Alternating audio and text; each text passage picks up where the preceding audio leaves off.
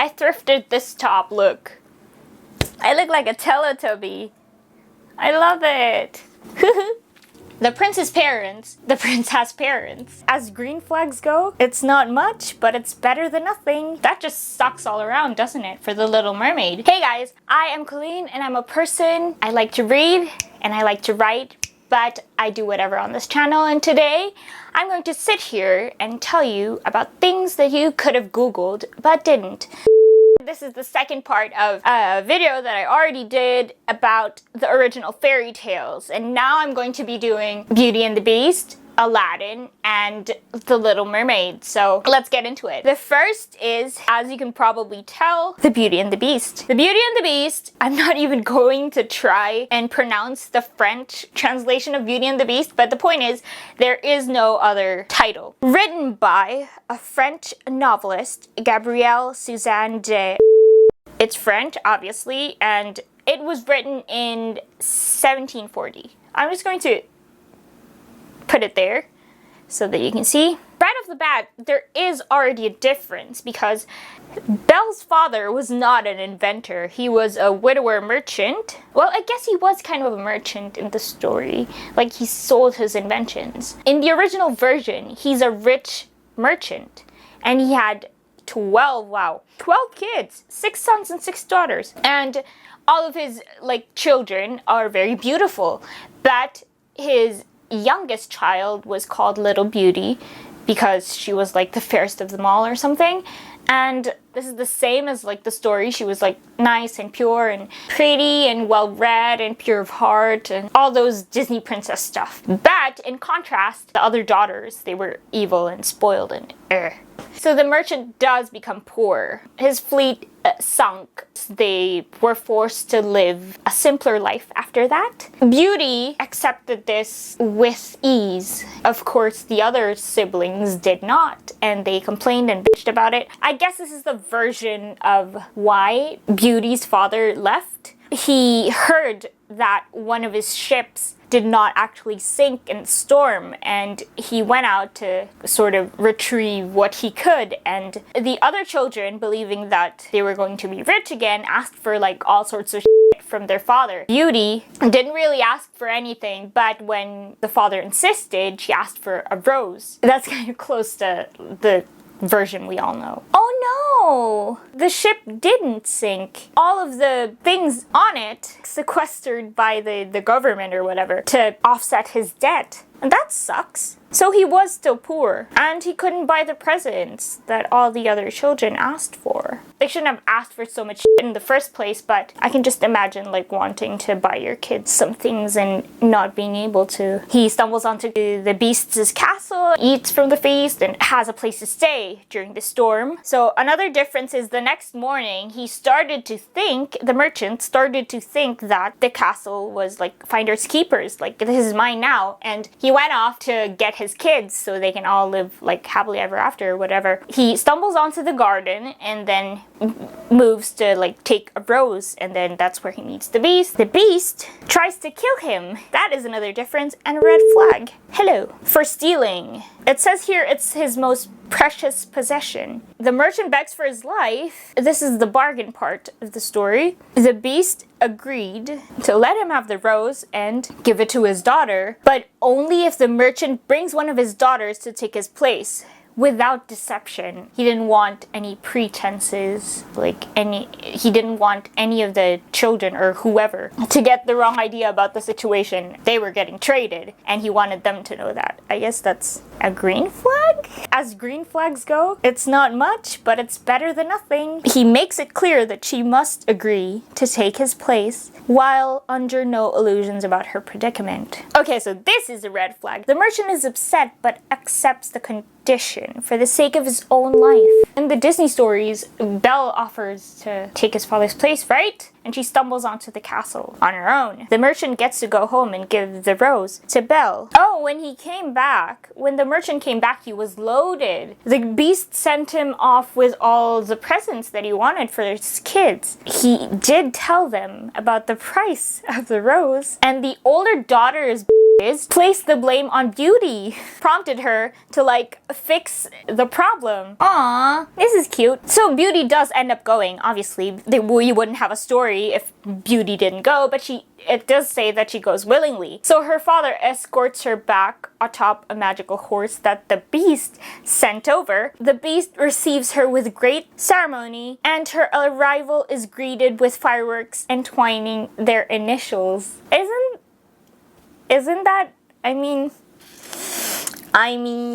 as green flags go, that's kind of sweet. I mean, at this point, they're still strangers, but yeah. Okay, so this is kind of like the Disney version. He gives her luxury clothing and food and everything she wants. And she tells him stories, has conversations with him. This is the montage part of the Disney version, I guess. Aww! Every night, the Beast asks Beauty to marry him, and every night she refuses. After each refusal, Beauty dreams of a handsome prince and begins to fall in love with this dream guy. But she doesn't make the connection that it's the Beast, obviously. I don't know where this fairy person comes from. There's a fairy.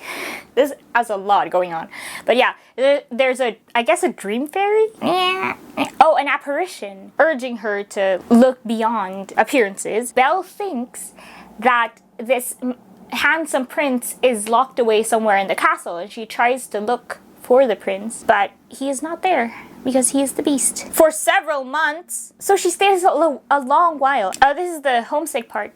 She gets homesick and asks the Beast to set her free, and he allows it on the condition that she would return after 2 months. She wakes up at her house and got to spend time with her but when the time comes for her to come back, she's reluctant and agrees to stay longer at her house. Okay, so after 2 months, somehow she envisions that the Beast is dying. There's no angry mom in this version. She wants to go back to the castle. Her brothers don't want her to do that, but she does anyway. She gets there, and the Beast is indeed dying in a cave on the grounds. Okay. She nurses him back to health, realizes that she's in love with him. She agrees to marry him. Okay, so after she agrees, that night she wakes up and the handsome prince is next to her instead of the Beast. This is followed by the fairy. Everything's happening. After that, another person arrives. It's a woman in a golden carriage pulled by white stags. The Beast's mother. Where have you been? Red flag. The woman turns out to be the prince's mother, whose joy quickly falters when she finds out that Beauty is not of noble birth. What do you get to say? Abandoned. The son. And now that the son is getting married, you get to have opinions? This is indeed whatever year this is. Oh wait! The fairy scolds the mother and reveals that Beauty is her niece, with her actual father being the queen's brother from Fortunate Island and her mother being the fairy's sister. I guess to fix the issue, the fairy says that this is a relative. Noble birth. Okay. After everything's resolved and everything is like tied together with a neat little bow, the prince tells the story of what happened to him. His father died when he was young, and his mother had to wage war to defend the kingdom. The queen left him in the care of an evil fairy, red flag, who tried to seduce him when he became an adult, red flag. When he refused, she transformed him into a beast. And that's it, I guess. The Beast had more flavor in this version, and all of the things that he did were really sweet. The end. Let's move on. Are your tissues ready? It's time for The Little Mermaid. First difference. The Little Mermaid did not just live with her dad. She lived with her dowager grandmother and 5 older sisters. She did have older sisters in the Disney movie. All the shenanigans happened when she turned 15, not 16 like in the Disney movie. Oh, I skipped all the information. The Little Mermaid is a Danish tale, and it was written by Hans Christian Andersen in 1837. The dad, the king, did allow them some freedom, because when the sisters and her become old enough, each of them gets to visit the world above once a year. So there was some freedom there. He wasn't like a stiff like the Mer King in the Disney version. on her birthday, she goes up to the surface and there's a party on a boat. She falls in love with him from a safe distance. And isn't that just the best way to fall in love with someone? Okay, so like the Disney version, there's a storm and she saves the prince. But when she carries him to shore, she dumps him by a temple and he never sees her face. The prince mistakes one of the temple ladies for the person who saved him, which is sad, I guess. The Little Mermaid, she gets sad and asks Grandma about having toes so that she can live with the prince. This is just like the story.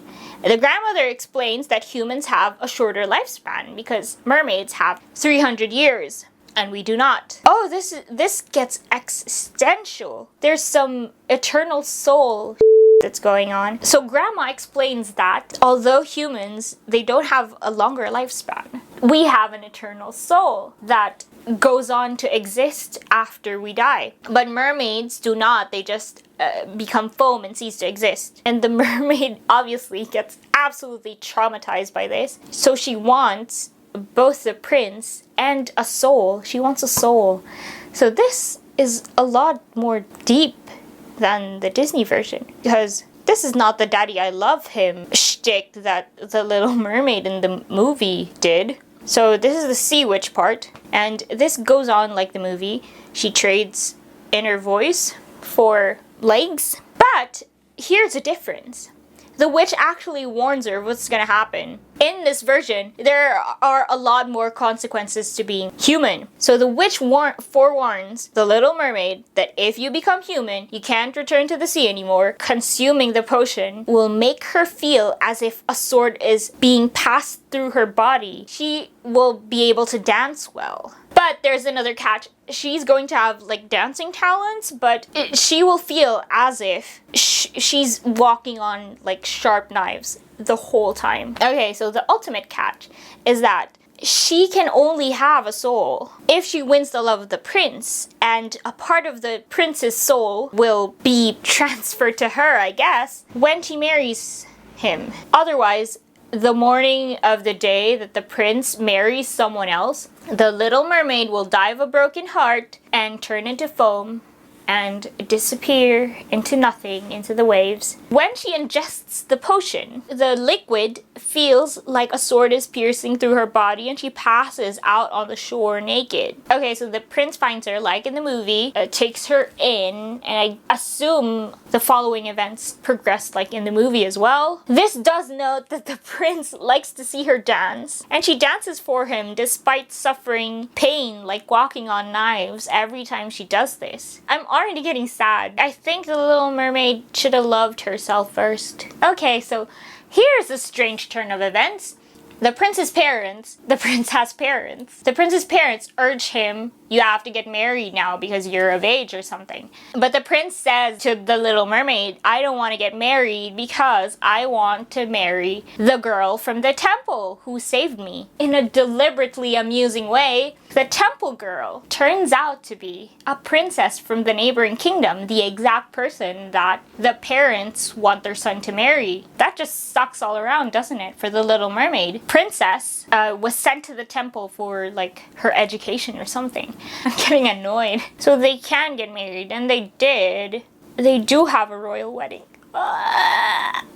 So her heart breaks, and she thinks all of the things that she sacrificed and all of the pain that she endured for the prince. And she starts considering her imminent death because of the potion. Okay, so sisters to the rescue. She starts considering, like, I'm gonna die now, I guess. I'll give up. Before dawn, her sisters rise out of the water and bring her a dagger that the sea witch has given them in exchange for their hair. So they sold their hair to get this dagger from the witch.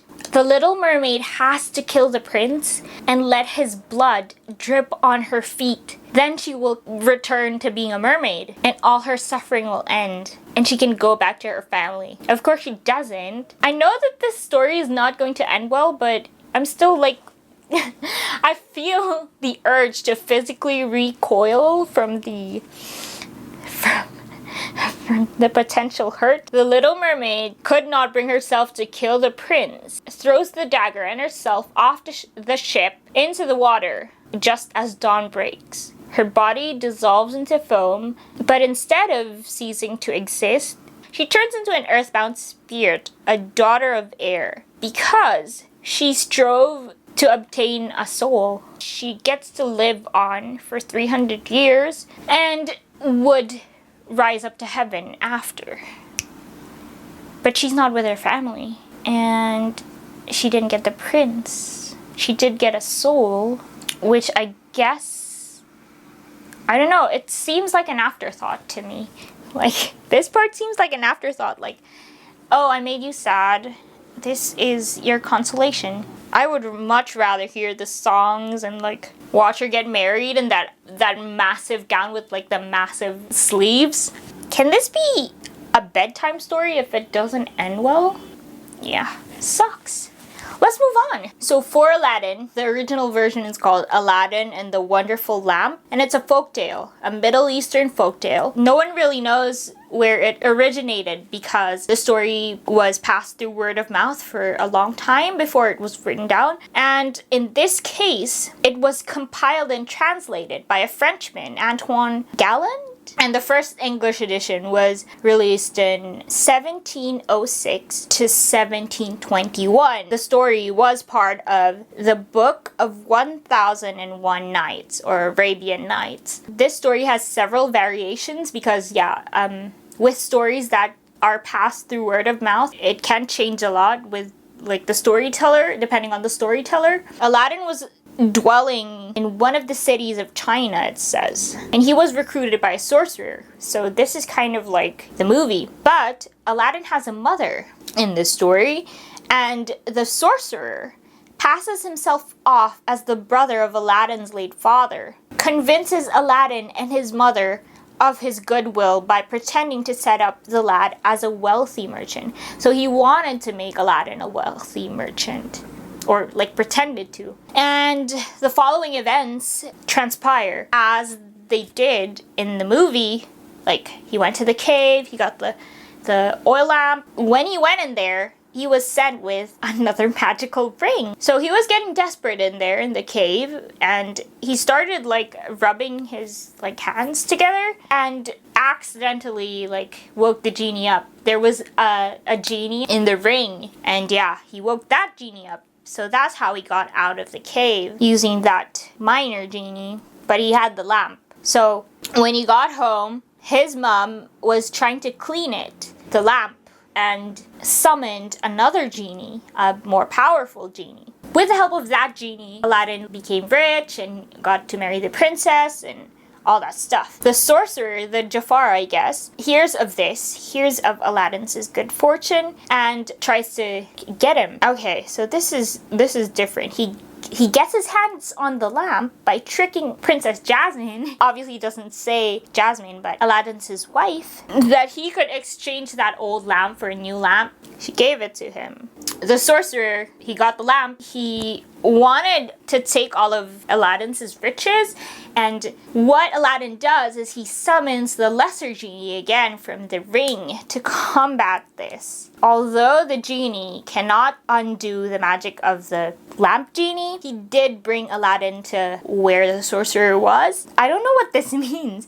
With the help of the woman's wiles of the princess, I guess that means she seduced him. He recovers the lamp, slays the sorcerer, and everything goes back to how it should be. Okay, so there's more. The sorcerer has a brother who finds out about all the shenanigans, and he wants to go after Aladdin for killing his brother. This sorcerer's brother disguises himself as an old woman with healing powers, and he tricks the Sultan. The Sultan allows this hooligan to stay at the palace in case anyone gets sick.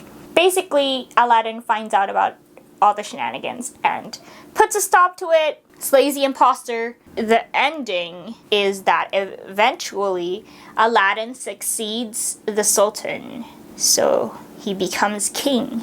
Other than the woman's wiles, this doesn't have many red flags. Thank thank you guys for coming along with me on that journey of discovering what the original fairy tales are and how many red flags they have. And I hope you enjoyed watching. Like, subscribe, all that stuff. And I will see you next time. Bye!